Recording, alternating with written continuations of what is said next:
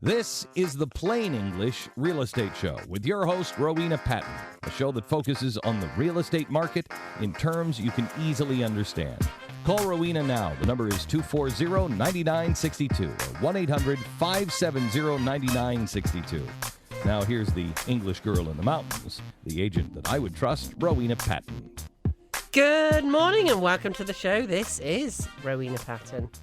Shocker. We have a great show today. Good morning, Joe. Joe the Builder's back. Good morning. How are you today? Pretty good. Saturday morning. You're probably in the middle of building a home right now, aren't you? It's too cold this morning to work outside anyway. Really? Well, unless you have to. You sound just like a builder. Well, I have a heated cab in the excavator, so I'm headed for that later today. Ooh, that's nice. What are you going to be doing later today? Fun stuff, pushing over some trees. Ooh, stuff like that. You get to do those jobs at the weekend sometimes, I think. And you're building a beautiful new modern home right now that you will be selling around $525. Is that right? Correct. Or is it $1 million? Should be.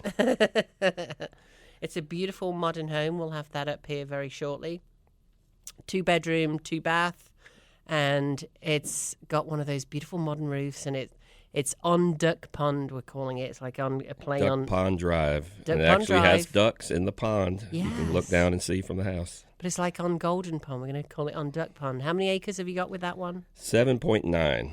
And you've got a few more acres available that you also got a permit on. So anybody that wants a short-term rental or a VRBO estate, this is it for you, basically. You've got that house on, usually for a VRBO or Airbnb. I was going to say that's, a little in the higher price point, but it's really not when you've got that much land. I know your friends hunt on it sometimes. Am I allowed to say that? Yes, there's a lot of deer on it. It's a beautiful. lot of other game, turkeys. And you've got another building spot on that piece of land. Correct. And then the other side of the pond, which it overlooks, you've got a tiny house there as well, which you're also looking to sell. Have you worked out the price on that one yet? Yes. I have not worked out a price on it, no. Around $20,000, something like that. Probably. And then you've got some more. What's in the rest of your acreage on the other side? Lots of stuff to store building materials in. The big barn, and You've I got have a a couple. beautiful tobacco barn over there, which you've It's got turned into a building material barn. That's okay, but it's a beautiful barn. So somebody with horses, you've got stalls in there. It previously was a horse barn. Yeah. Yep, was a horse barn plus the tobacco barn upstairs. It's kind of a combo one. And then you've got the pond right by that, and then it goes up a gentle hill. So you've got 2 more building lots there, which you've got a septic permit on, so you could put 2 tiny homes. You actually could put 4. It's approved for one 4-bedroom tank that's going to be a combined system. But at the time, a couple of years ago, you could only do a 2-bedroom minimum. Now you can do a 1-bedroom minimum, so it's set up for you could do 1 4-bedroom house, 4 1-bedroom houses. And like many places in the country, they're doing that to get more density so more people can live on the land, which obviously some people would argue with. Except for our zoning, but that's another.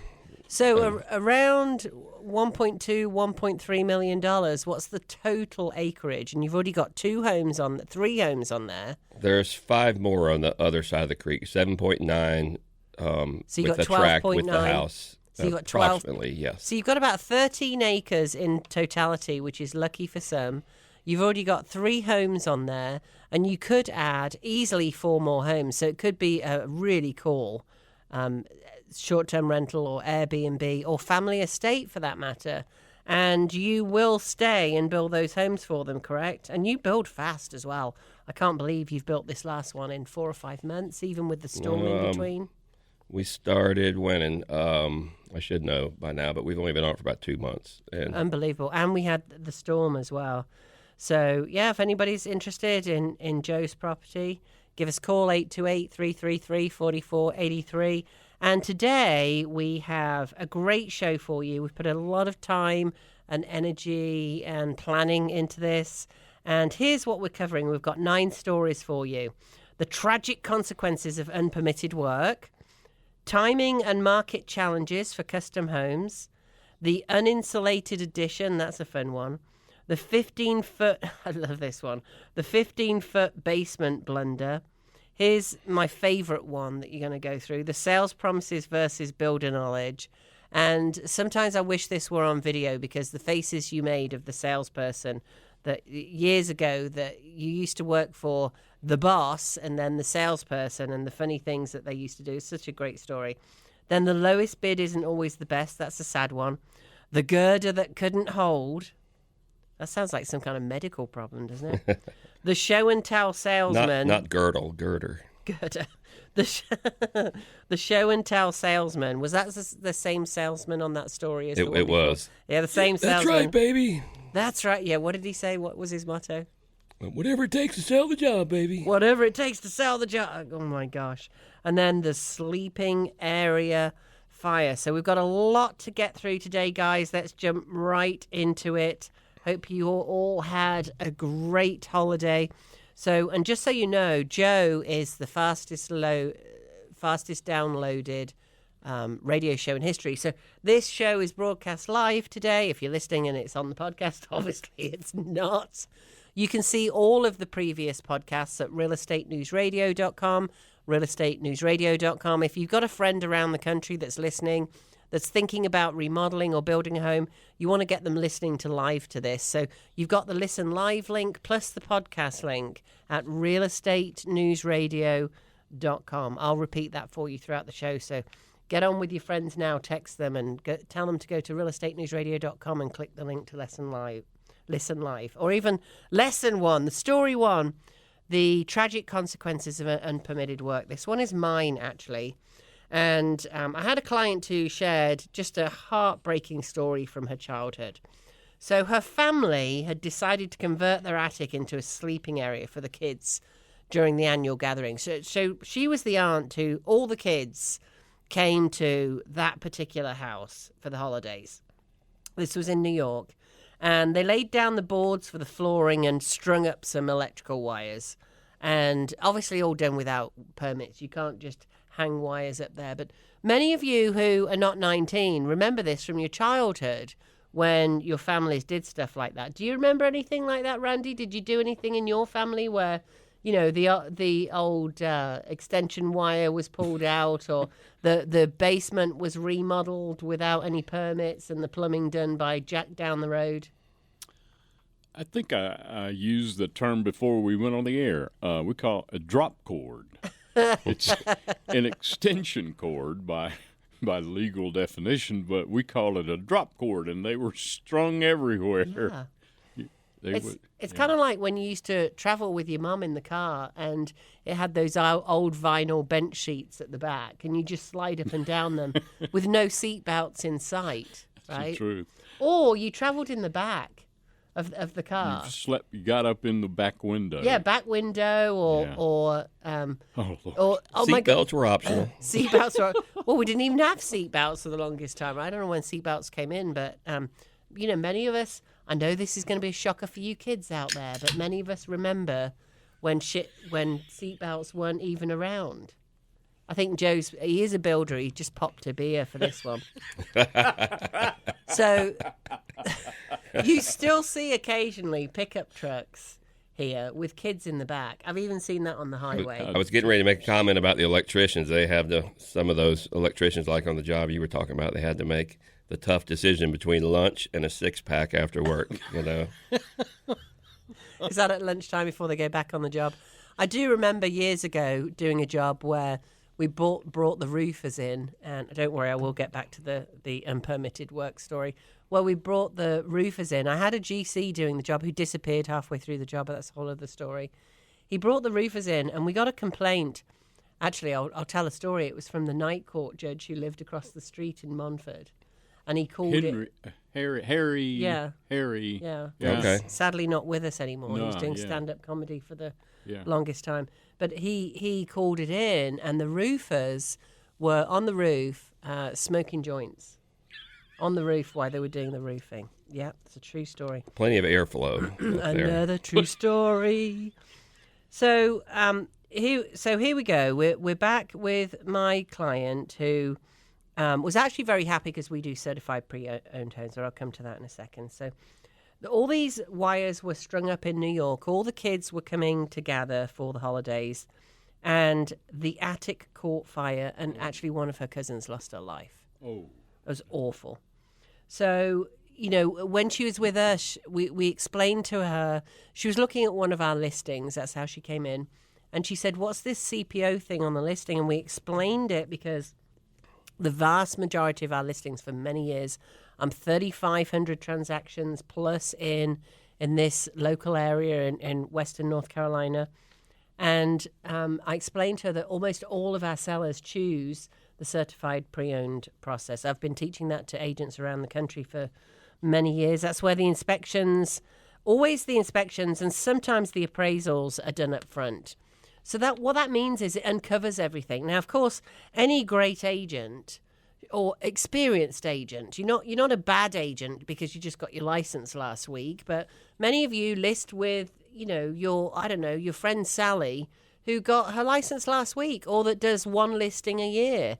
When you have that kind of experience, or lack of experience, you don't necessarily know to look for unpermitted work. And, as a seller, and I get it, as a seller, you don't necessarily want to say anything about it, or you may not know anything about it. So you, as an experienced agent or builder or contractor or anything else, certainly inspector, you can look at a house and know if it's had an extension, right, Joe?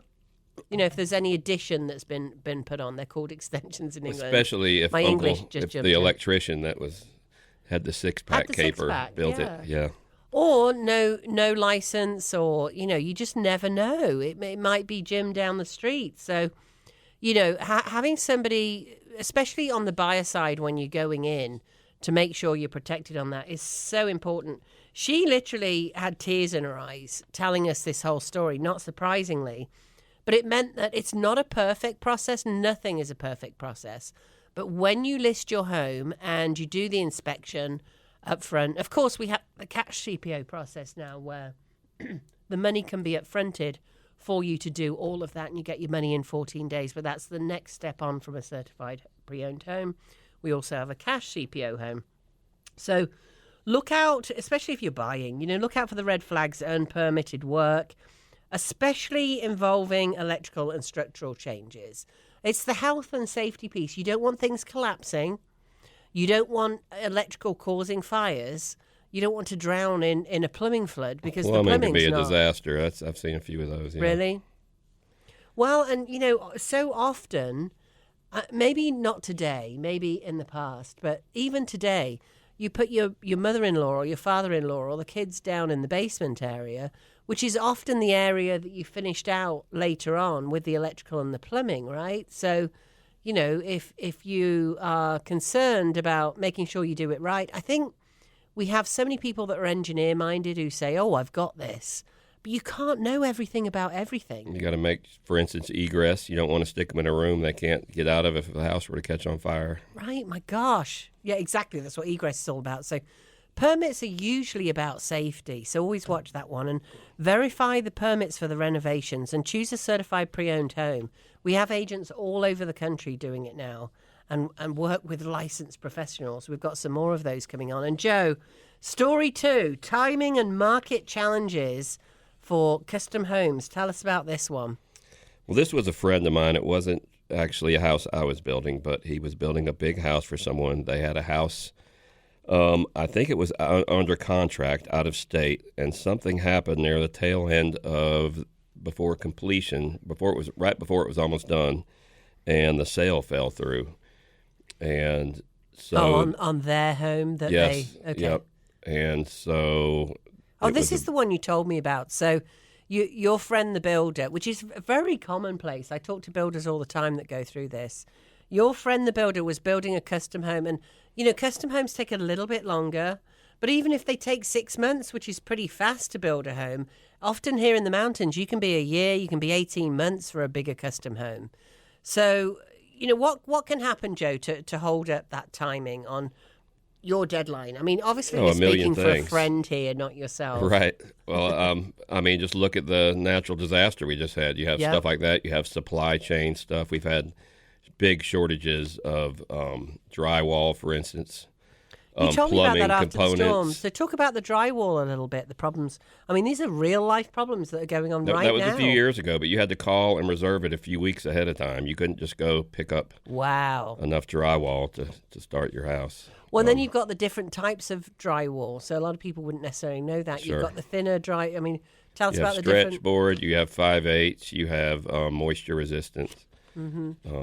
So it's like not that. just, you can't just go to Lowe's or Home Depot and pick up any old drywall.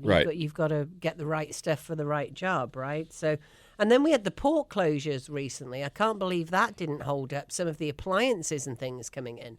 Have you ever had a hold up with appliances? I have. I think cabinets were probably my worst ones. Like if there was a damaged cabinet and you would wait, that'll be 6 to 8 weeks where a forklift jabbed through your base cabinet. Oh. So then you can't put the marble tops on, then you can't get the So sink everything's set. delayed. Yes, it's a chain reaction. And you can't order those things in there. And the chain reaction starts when you're building a home with the people you're building a home for. 80 or 90% of them are selling the home, and sometimes they're selling the home in a different state. So you don't know if they, again, have they used, Sally down the street. If you're a realtor called Sally, I'm not poking here. It's just... But, a lot of people just work with their friends and don't look at the experience piece. We're in almost everywhere in the country now. We're in a slowing market. So it's just what happens. Good old Clement Juglar, 1860, economic cycle, 7 to 11 years. So we expect this decline in prices now for the next 3.5 to 5.5 years. They slowly decline and then they go back up again. And history tells us that whatever it's worth today, in 10 years' time, it's going to be worth a lot more. So people say, well, I don't believe you that the economic cycle goes on in between. It's been going on since 1860. Don't believe anybody that's telling you, we're protected here. We're a really special market. Have you ever heard that, Joe? Sure have. It's hard to imagine what rents are going to be 10 years from now, isn't it? Oh, my gosh. Yeah, really. Well, and rents, people always say, well, rents are outrageous here. And I saw one the other day that was $3,500 a month, which sounds like a lot, right, for a 3-bedroom house. However, that same house, if you were to buy it, would be $550,000-$600,000. So a $600,000 mortgage, rents should always be a little bit more than the mortgage payment, right? So, exactly. Because you've got all the utilities, you've got the upkeep cost, you've got everything, you've got the insurance, you've got everything else that goes on with the house. So they always say actually go on 1%. So for investors, let me put it this way. For investors who are purchasing a home for a rental, they always say use the 1% rule. So on the example I just gave, let's say a $600,000 home, that rent should be $6,000 for the investor to make any money. It'd make Dave Ramsey have a heart attack. It would make Dave Ramsey have an absolute heart attack. So hence... investors want to buy homes under $300,000. Good luck with that in many markets in the country. So you've got these big investor groups now buying homes, even like single people investors, all these courses. I mean, they might be married, but you know what I mean? They're not part of a big group, not single in that way. They could be part of a couple and just not part of the big group. I know people here who are buying houses in the middle of the country, for example, because the middle of the country tends to be an awful lot cheaper. You can still buy a house for $200,000, a big house for $200,000 overlooking a pond. It's amazing. So, just watch that. So it's very, very common when you're a builder, we're talking about timing and market challenges for custom homes. It's very common when you're a builder for these delays to come in. We had the recent port closures. We had cabinets. I think you're exactly right. The cabinets are the big one. Materials are sort of out there in terms of port closures and, COVID or hurricanes or something like that. But then it recovers. Whereas cabinets, very, very common. Somebody makes a mistake, especially less experienced builders. It's all coming back to experience again. If you make one mistake and you're 2 inches off, that could be a domino effect or chain effect. Did you call it a chain effect? Chain effect. I guess it is. Yeah. What you want to do with that is when you order, hopefully you can find a line of cabinets that can be quickly replaced if there's a problem. That's what I always check on. Critical, right? And yes. Often that's with because local. it happened to me the last house I built. They had 4 of them damaged out of 16 or whatever it was. And they got damaged in the delivery? They had They had the same electrician that we were talking about earlier with the six-pack. He was driving the forklift at the cabinet plant, and he wasn't very good, a very good forklift operator. There's always one, right? And these are like high-end, nicer quality cabinets too. So would you recommend always going with a local cabinet builder or somebody that or something that has a fast company? Yeah, these weren't local. I guess they were still shipped in, but they had a fast replacement thing.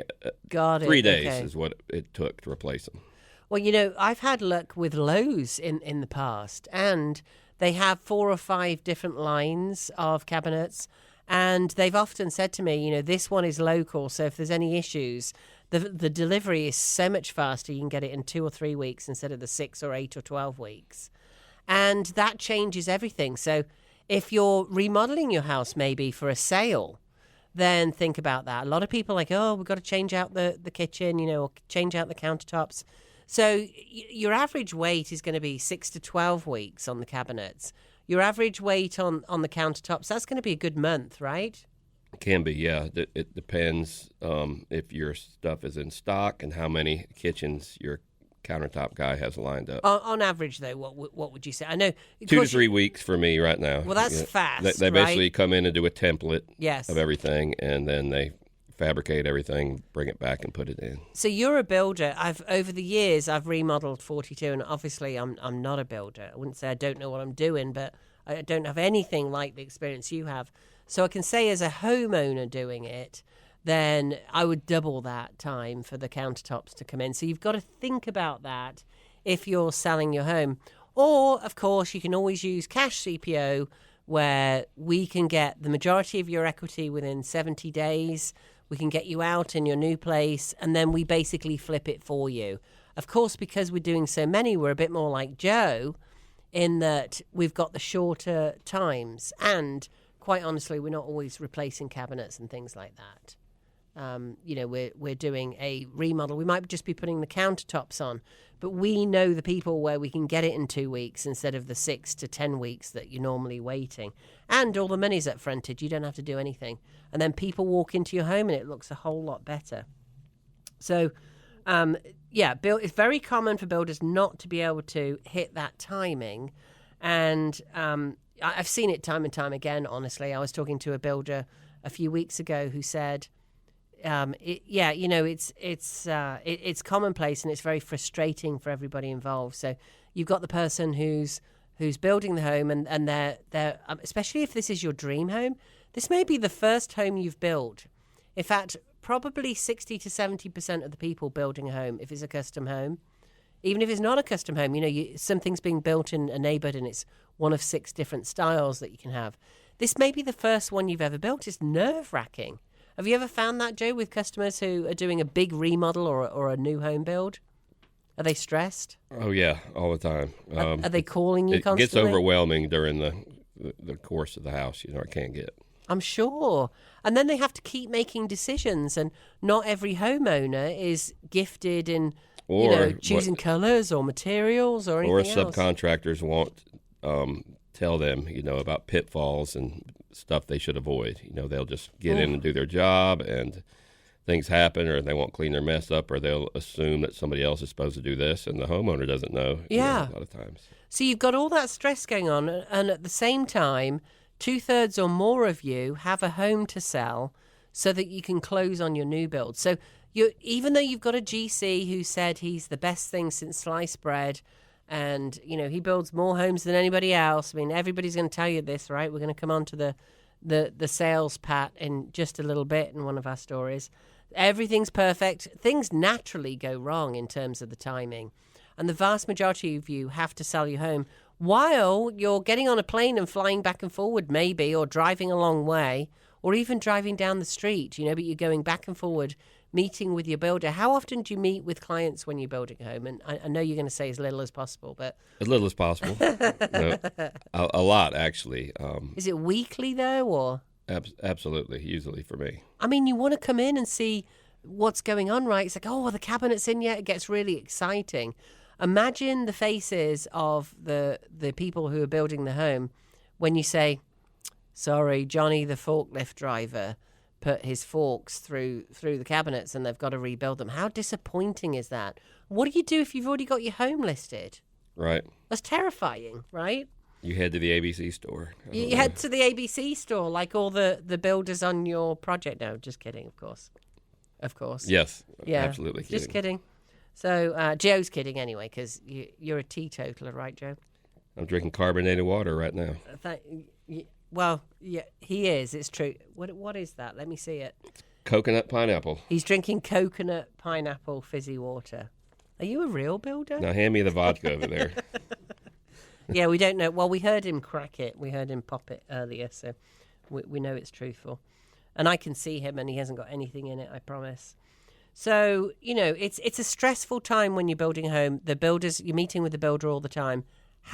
So normally what happens is, which I think is very sad, the builder is still, so there's a lot of builders who said they'd have it ready for Thanksgiving right now, and now they're saying it'll be ready by Christmas. Nobody right? does anything over the holidays building-wise. They might say they're going to, but typically your subcontractors vanish. And then there's that too. And I know all a lot the of real supply estate places are closed as well. Yes, of course, and you're not necessarily building that in. So, I know it's the same with a lot of real estate teams around the country now. I've got the team leaders going to me. I've got all these people who want to buy or sell a home, and they're calling us, and we can't keep on top of all the calls that are coming in. I know for me, I'm getting so many requests for cash offers right now. If you want a cash offer on your home, and this is a full market value cash offer, anywhere in the country, actually, you can call 828-333-4483. We'll talk you through the process. There's no obligation. The first thing we do, so call in 828-333-4483. Give your address. We'll put it in for approval for you so that we're not wasting any of your time. That will tell you whether you get approved or not. And it's pretty simple. You get the vast majority of your equity off the bat, so you don't have to have any showings. You don't have to fix anything up. You don't have to go through all that stress. No sign outside. No nosy neighbours saying, "Oh, where are you going? What are you doing?" I had a client who used it. They had a business locally, and they didn't want to, advertise to all the people they were supplying locally. It was a B2B, a business to business, that they were selling their home. So it's private. You don't have anybody traipsing through your home. You don't have to keep it show ready. And we buy it out, basically, and you still have full control. We talk with you all the time. And we get somebody like Joe in, who's a GC, fully licensed.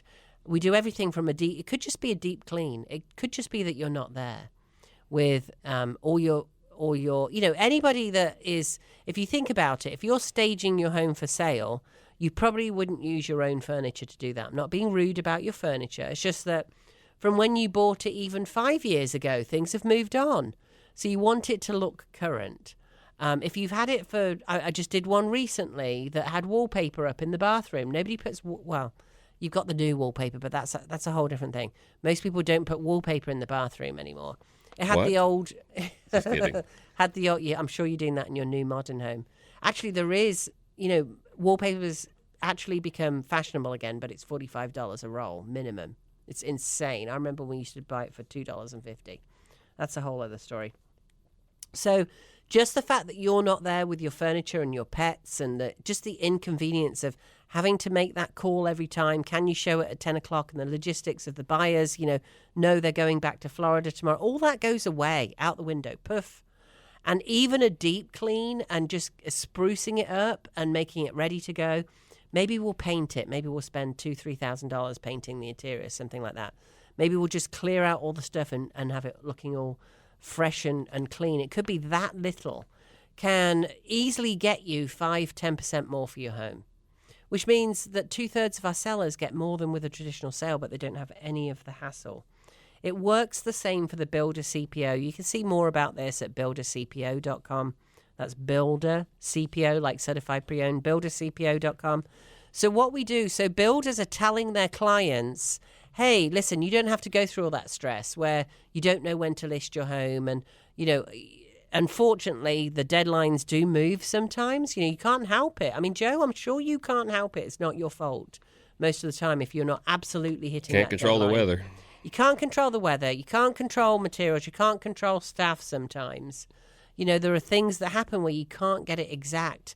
But do you know from your CO, your certificate of occupancy, when they're getting in? 2 weeks before, do you know what that deadline is? Can you hit that deadline 14 When you get days? close to the end, you can hit it. Okay, so you can hit that deadline 14. So 99% of the time you can hit that deadline 14 days out? Is that about right? Upper 90s, yeah, and 90s, I guess. 95%? I mean, you're a very honest guy. 95.3. 95.3% of the time. So upper 90s most of the time, unless, some weather comes in we didn't know about. There's always things that can happen, guys, obviously. The vast majority of the time, you can hit that deadline. And actually, even if you didn't, it wouldn't cause a problem with this, because what we do 14 days out, you press that easy button. So the people who you're building the home for, press that easy button. They're going to get up to 70% out, which is the majority of their equity. The HELOCs, home equity lines of credits, are paid off. The mortgage is paid off if they've got any, or they release all that cash. Now they can buy your new home. And everybody out there is going, oh, it's just like a cash offer. We can get anybody to buy a house at 70%. No, that's not what it is. So on average, you're going to get a future check of 20 to 50% when the home is sold. That's why 2/3 of our sellers make more money, and yet they don't have to go through the showings and the fixing up, and they don't have to pull out of Joe's contract or Joe's friend. I know you were talking about a friend there. You don't have to pull out of the contract because you can't sell your house. And what's more, the stress involved in that is just miserable. I know. I've got a really good friend and we're going to do a show together and talk about this.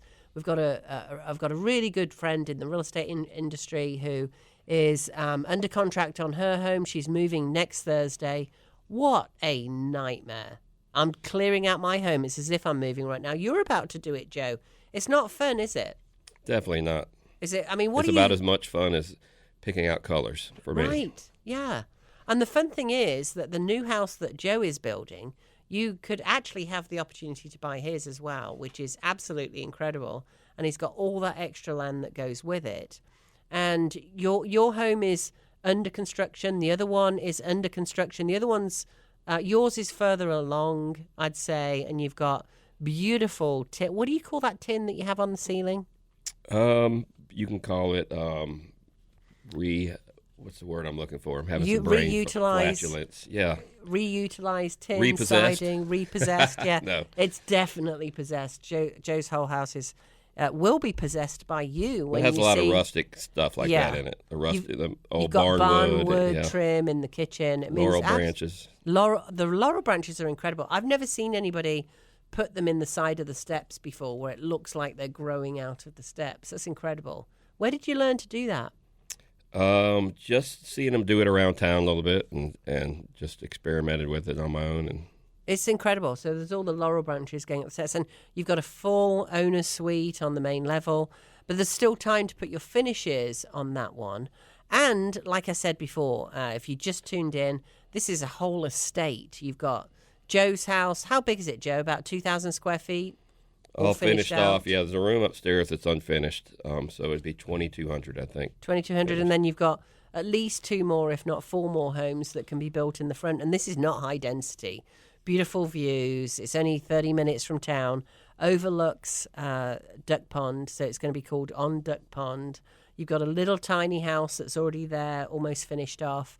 You've got the new modern house overlooking the pond from the other side on 13 acres in totality. So you've already got 3 homes to go in. And if you want to build more, you can. And Joe will build them for you. And he builds them fast. And you're super cheap, right, Joe?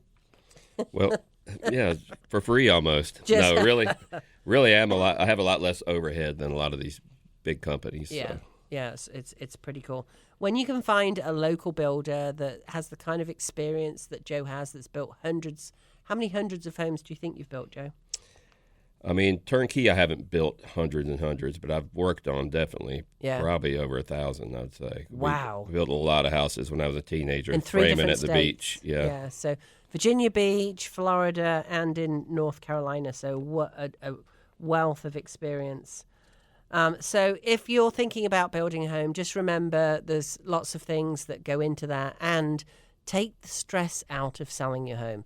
You don't have to think about listing it, or imagine. So, oh my gosh, when you're moving, never mind when you're building a new home or not. Imagine running back and forward to the builder. Like, it's exciting and scary at the same time. So, Joe, you're going to say things like, you know, Joe, I don't know if it's too late to change it. Tell me if you've ever heard this before, Joe. I don't know if it's too late to change it.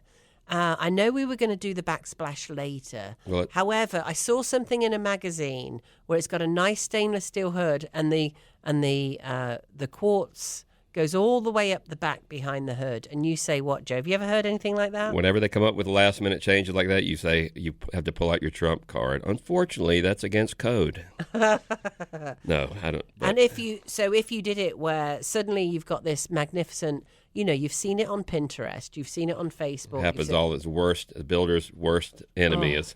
What have you been asked for? I had a client. I built 2 houses for them. I built one in '99, and I built one about 4 years ago for them. And anyway, in 1999, it was pretty painless. They didn't have Pinterest. By the time 2019 rolled around, they had Pinterest, and I was getting bombarded with, hundreds of pictures over the weekend, especially. Well, the worst thing is they're not even saying, listen, I've chosen the granite at the local store, and you know, we've got a granite store here that must have, I don't know, 300 slabs in it of all different types. And it can get a little bit overwhelming, you know. For me especially. Well, yeah, for anyone, really. And you go in, you don't necessarily know the difference between quartz and quartzite and silestone and granite and marble. And you fall in love with this thing that you're not thinking about the pattern or how it runs in it or what the difference between a manufactured stone. Men are not thinking about that at all. Oh, men are my thinking, gosh. Look over there and say, there's some gray granite. And then all of a sudden you get told that there's brown undertones. And look at the Why are you grace. laughing, Randy? I glaze over, man. I just glaze over when I look at wallpaper books or material, right. Sewing material. We have to hold it next to the paint color, the tile, and the flooring, and the cabinets. Yeah. And then all of a sudden you see smoke coming from the top of my head.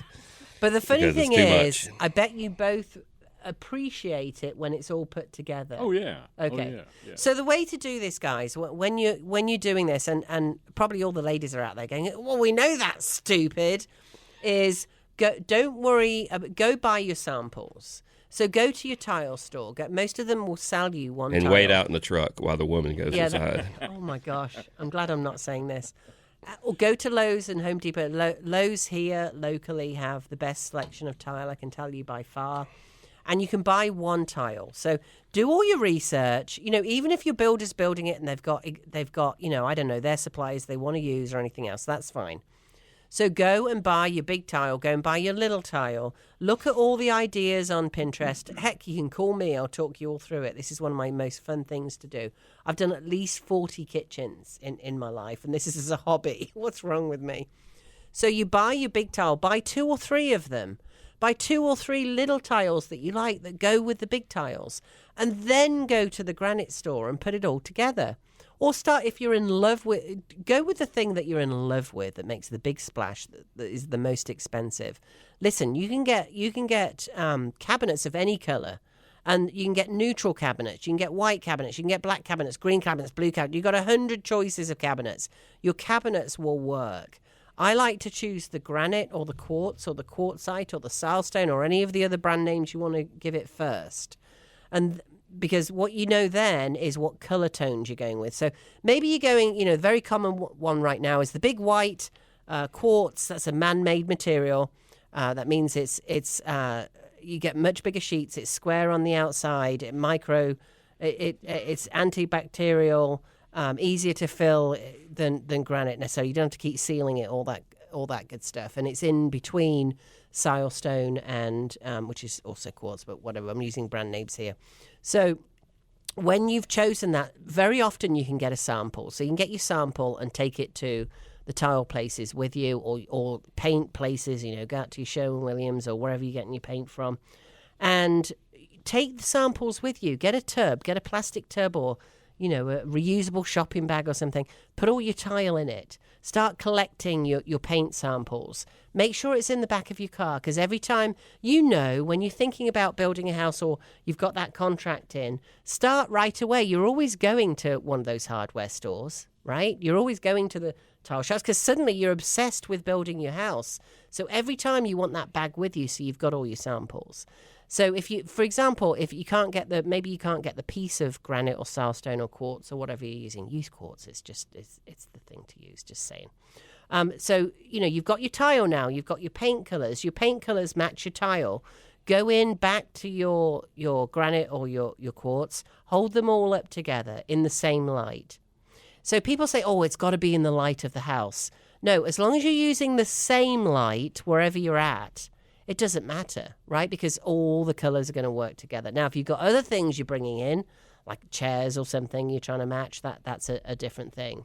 But just make sure you carry them all around in a bag, put them in the back of the car, because you're not necessarily planning to go on these trips, right? But you're always at the hardware store. Just take it in with you and go. It's probably a great way to get some tasks done around the house by your husband. You can give him a choice, either go color shopping with me or reshingle the roof. No, you probably take him to carry the bag for you because it gets a bit heavy by the time you got all those tile and everything else. You can take the tile back if you're careful with it. You can take, as long as it's not 5 years later and they don't stock it anymore, you can get all that money back. So it's not costing you anything to do that. It's cost of money unemployed, I guess. But rather get a root canal. Oh my gosh, you guys. Well, anybody here can take me and I'll help you if you don't have anybody to help you. But it makes all the difference in the world when you get that right. A real easy way to do it is take a base color from your granite. So if you've got a white or an off-white one, have your white or your off-white match the background of your quartz. So in other words, if you've got a white quartz with the like marble band in it, like that charcoal gray or lighter gray band in it, go with the white. Make your living space as neutral as possible. As neutral as possible. Why? Add color with the furniture. Add color with the cushions, the pillows, the accents. Now, for you know what?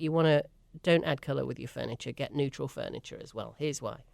Add color with all the accents. They're much cheaper to change. When you get bored of your lime green or your orange or your peach or your gray or your blue, or when it's not in fashion in 5 years' time, or you just want to change.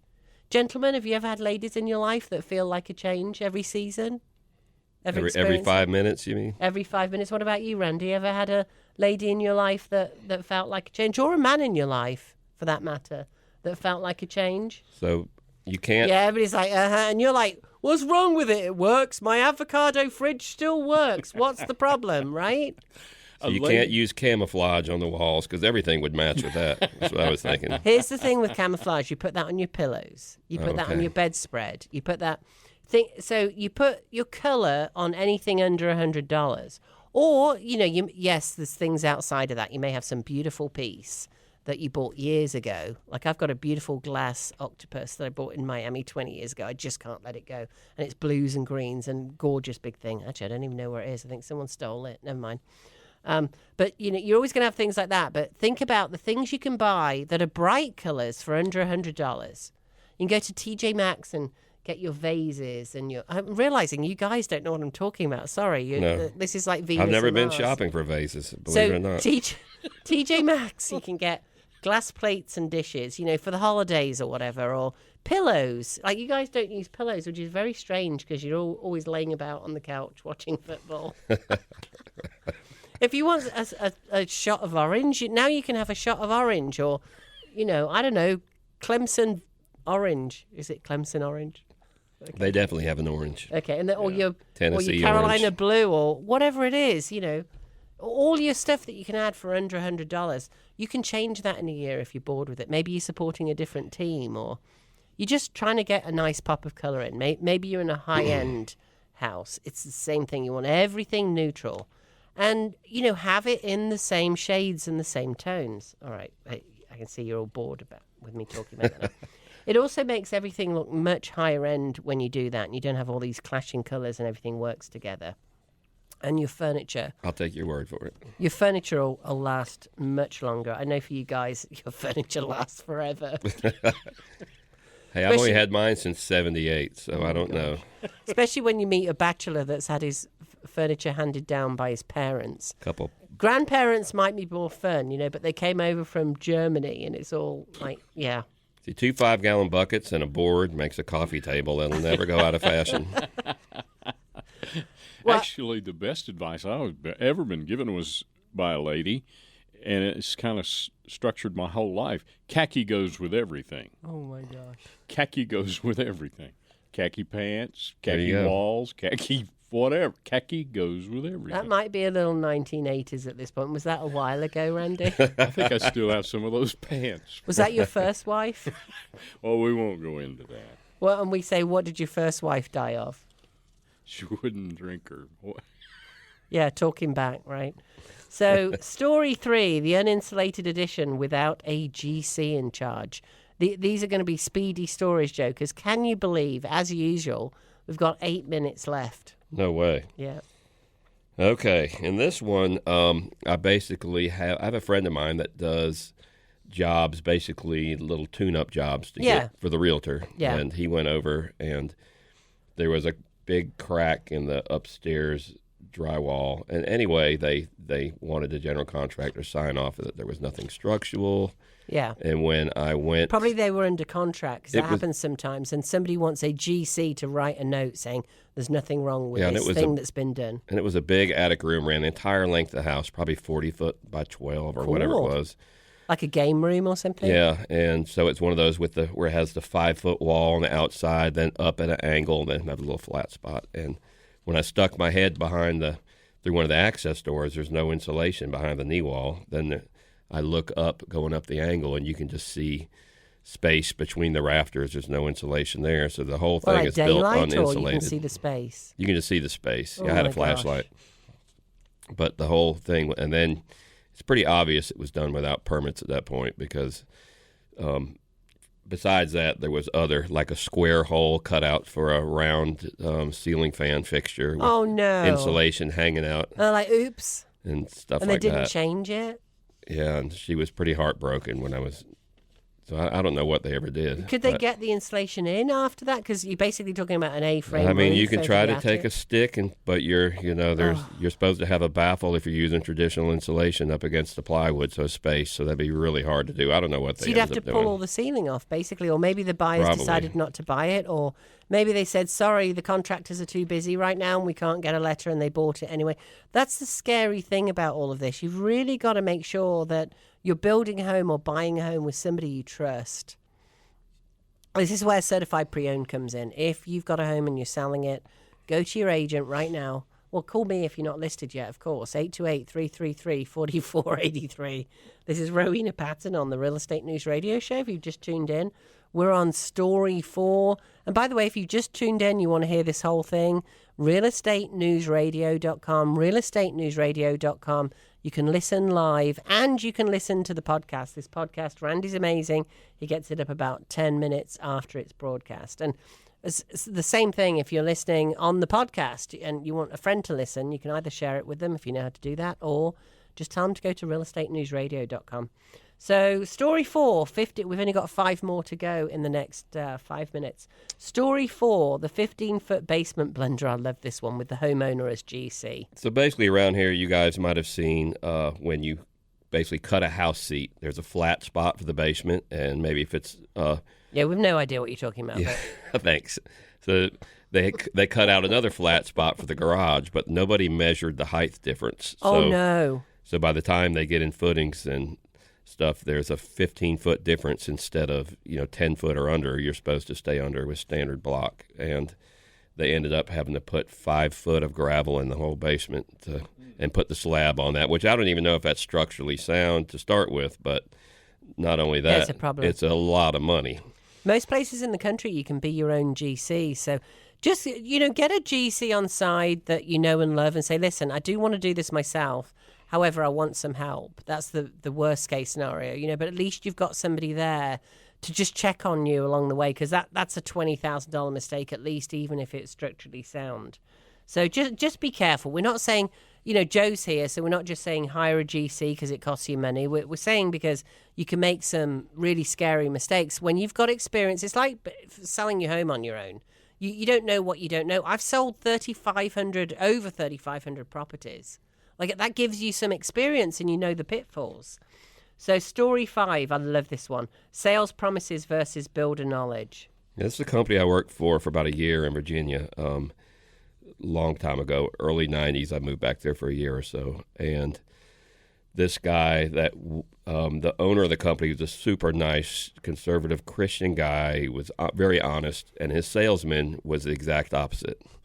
So he would say anything or do anything to get a job. And they sent me out to one job to put down quarter-inch plywood nail it down to the floor. And it's about an hour drive. I drive all the way out there with a load of plywood, and it's the house with the slab foundation. So it was a concrete floor. Oh, Lord. So I call them and say, what do you guys want me to do with this plywood now? Because I got over here. It's a concrete floor. You can't nail it, yeah. And I can just hear him right now. Well, you don't think you know everything. You just put it down anyway. Nail it down anyway. You can't not drive a staple in the concrete. And anyway, he insisted that you glue it down. Then he tried to tell me said, to glue it down, yeah. and I refused.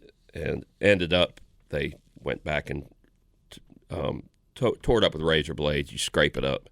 Oh, my gosh. Because it was half off in some spots. You can go over linoleum. That was in the day when everybody was using linoleum versus the laminated stuff now. And he said, just because you've never done it before doesn't mean to say it can't be done. Oh, unbelievable.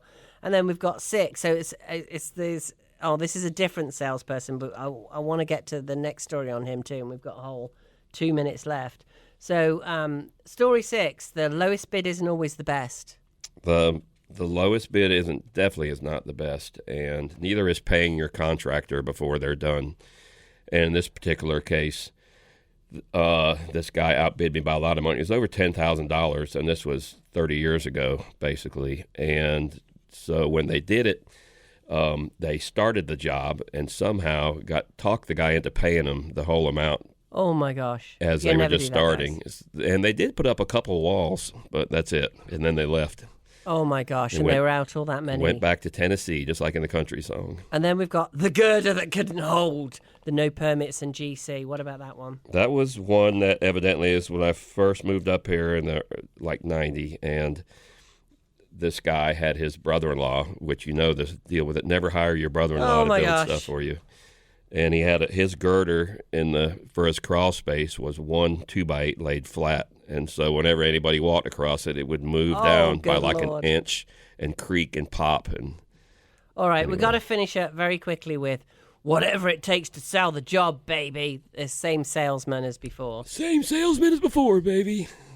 That guy. So he would basically give unrealistic time goals and say whatever it took he would get a check from the homeowners, tear their kitchen cabinets out, and then tell them they'd be back together in a week or so, knowing the whole time it was 6 to 8 weeks to get your cabinets delivered. That's the kitchen. You're without your kitchen. And those people lived in the house, you know. And they sent you back in to make the homeowners feel better. Yeah, and after I left with a black eye, no, I didn't. I would try to smooth things over, but let's see if we can get the last one in, the sleeping area fire.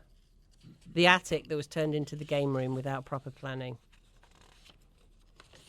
So where you, it was the one where you were working next door. I remember you telling me about it, and they were doing the game room upstairs without the planning, and they asked you to sign off on it in the top, and you wouldn't because you're a GC and you value your license more than that.